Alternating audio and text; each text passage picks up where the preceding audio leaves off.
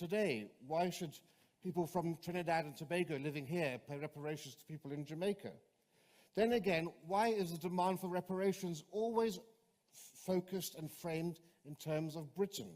Why are no activists asking for reparations from the African states that were equally complicit in slavery? Should they not pay reparations? They provided the slaves that were transferred over the ocean, and millions more slaves were kept in slavery in Africa by other Africans, just as were being transported across the Atlantic. Why does nobody ever actually speak about that unpleasant truth? What's up, YouTube? Hope you guys are feeling good. Today, guys, we're back here with a new video.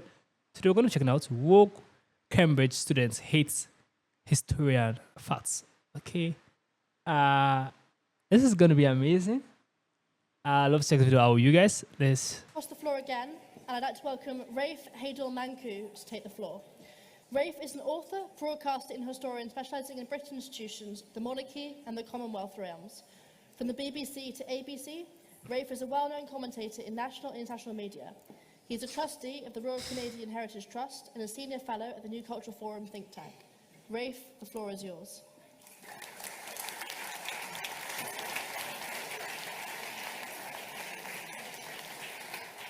Right. Round two.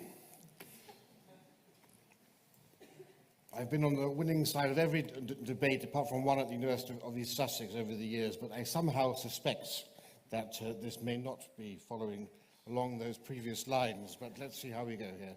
It's a great pleasure to be invited back to this august chamber and to see such a full house and a very enthusiastic, if not energetic crowd here today. It's been 7 years since I was last here, and university campuses and this chamber were rather quieter in those days, and undoubtedly one of the factors that's contributed to this increased passion is the emotion that envelops topics like colonialism and empire, and I say this also as a child of empire. But, you know, in recent months we've seen the issue of slavery and colonialism expand beyond campuses, as we've now got, of course, from Barbados to Jamaica, prominent Caribbeans also calling for Britain to pay reparations for slavery and the consequences of colonialism. And, Madam Speaker, were we engaged in this debate in 1807 or 1833, I likely would have crossed the floor to support the motion opposite, because, of course, the victims of the horrendous horrors of slavery would have been alive and deserving of damages. But it's not 1807, it's not 1907, it's not even 2007.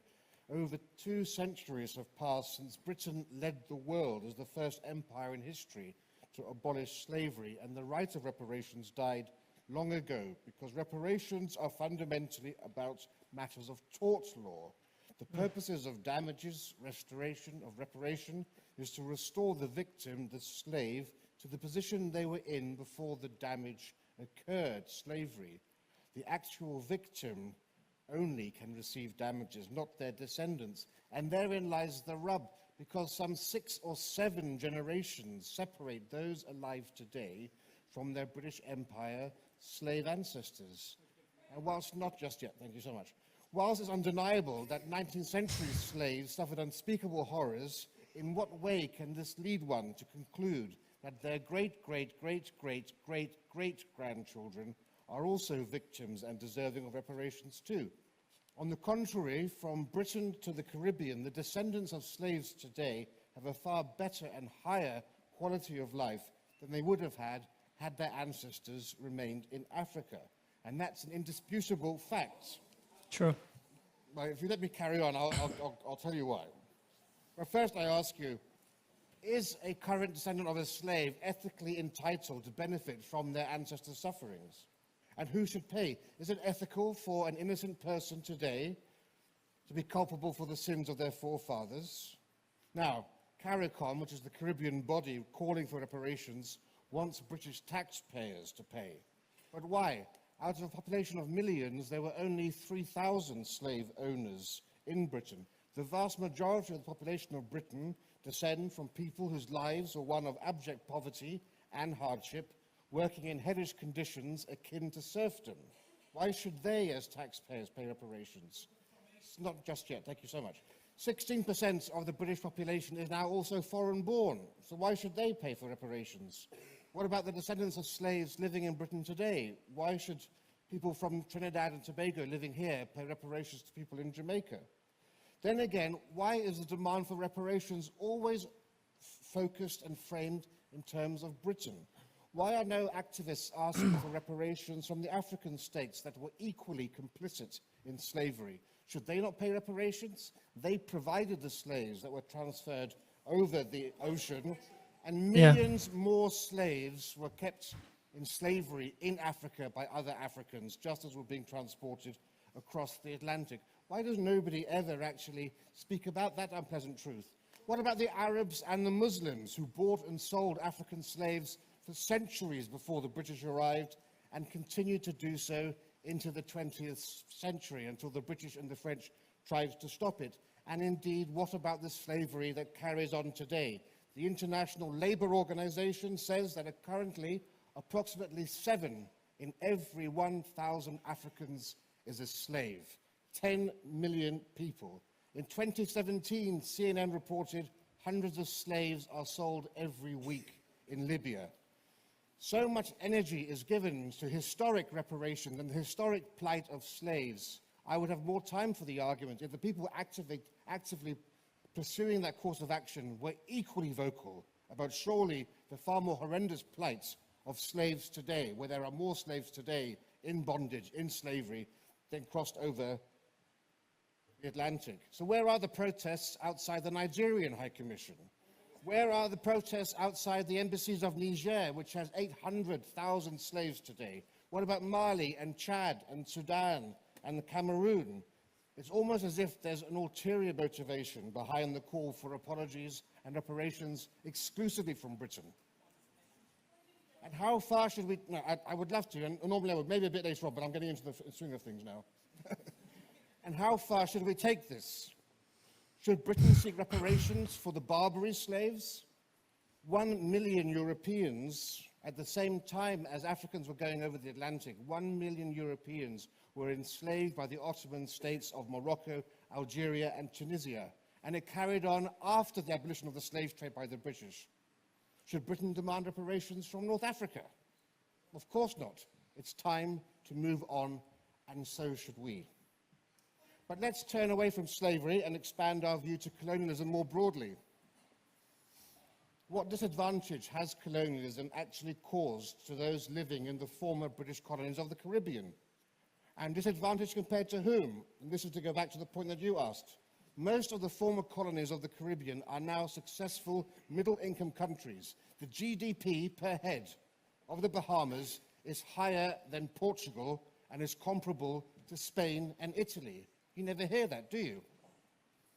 Barbados, Antigua and Barbuda, St. Kitts and Nevis, and other former British slave colonies have higher rankings on the UN's Human Development Index than Brazil, Mexico, or many other Spanish-speaking South American countries.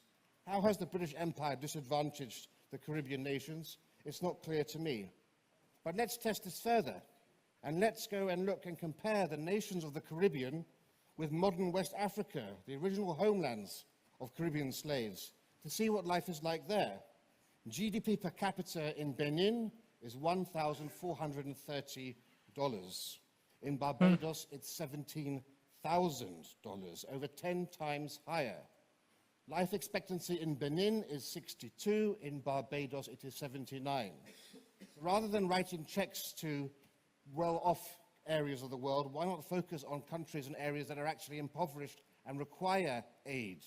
Financial aid not attached to alleged attempts to cleanse one's soul. It can't be clearer. While slavery was abhorrent for those who were enslaved, had they stayed in Africa, the lives of their descendants today would be unquestionably worse.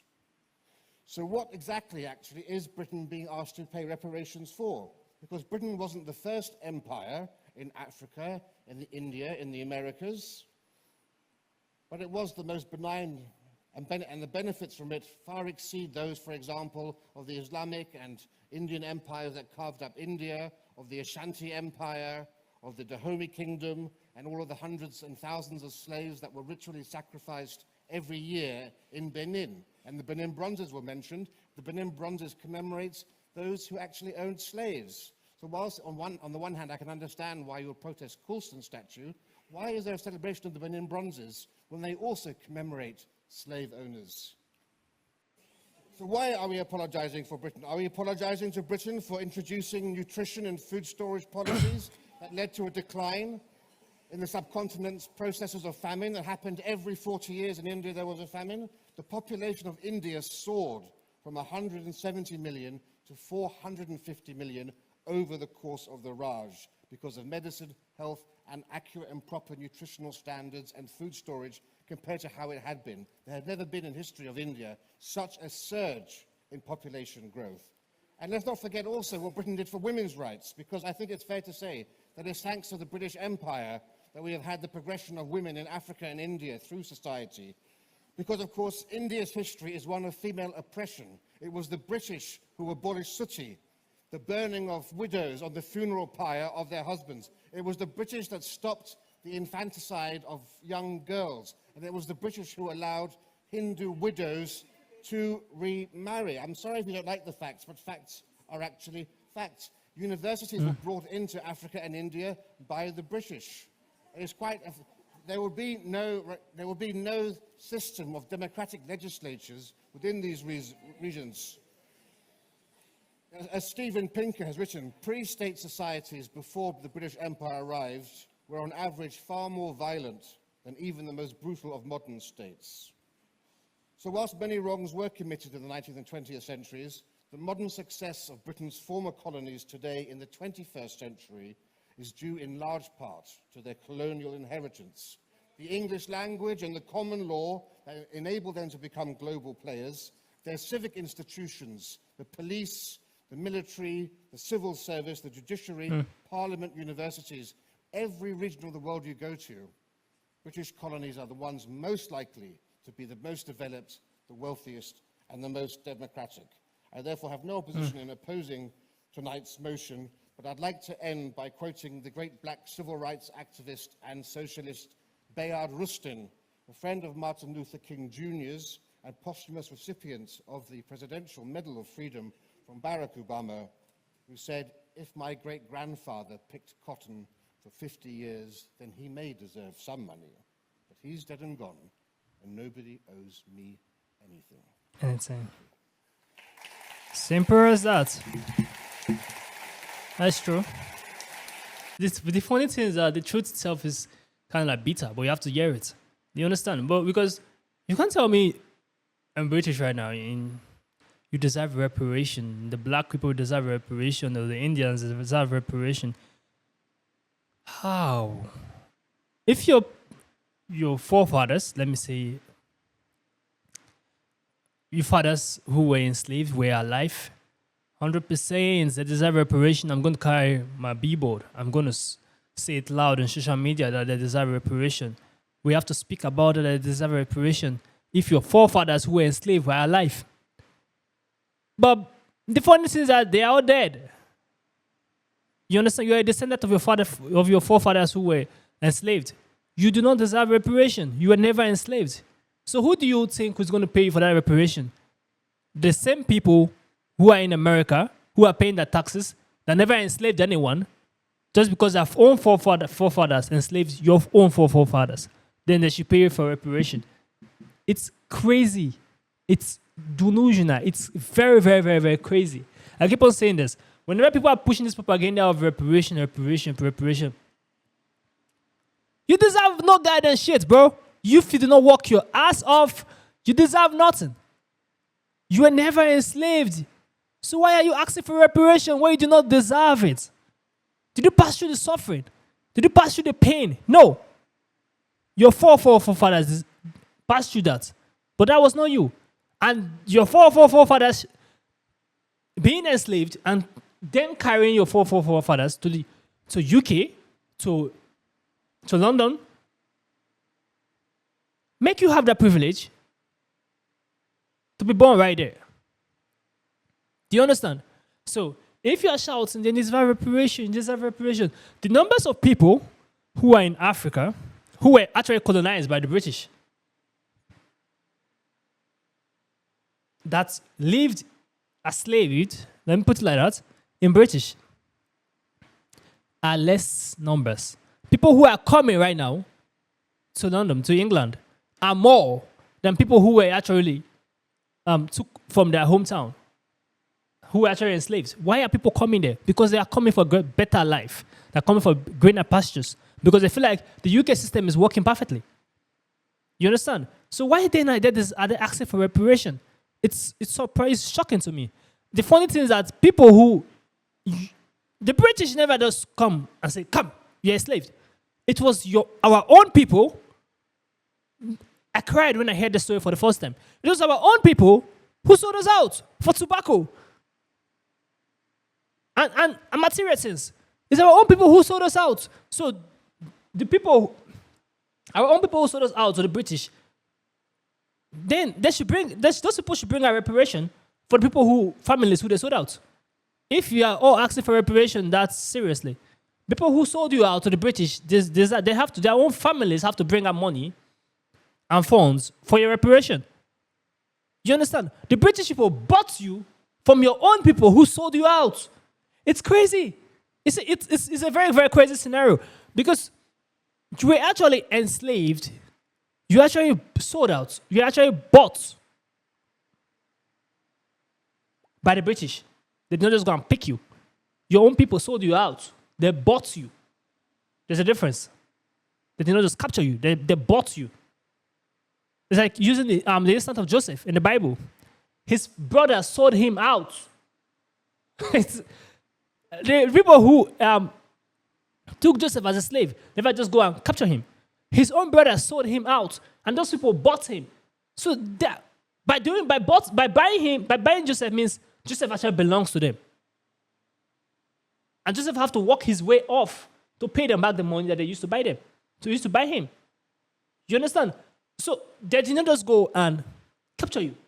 I say, you're just a slave. Your own people sold you out. And a lot of people right there in the Cambridge are disagreeing with the historian. But the truth of the matter is that the historian is correct. You deserve no goddamn reparation.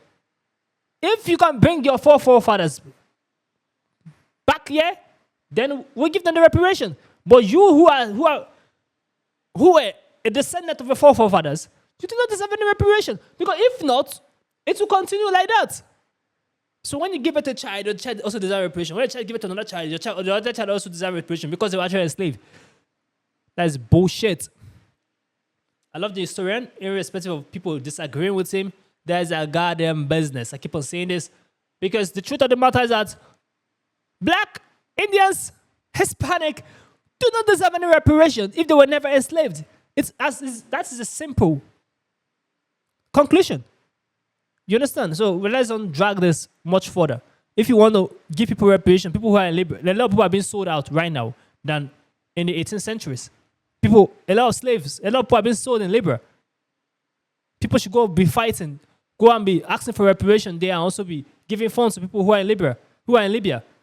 Because a lot of slaves have been sold there. Don't come here and ask for reparation whereas you don't deserve any reparation. Comment down below, talk about this video, give also a thumbs up, share this video as many as can, subscribe to our channel guys, know how to do it. We'll see you guys in the next video. Make sure you stay safe.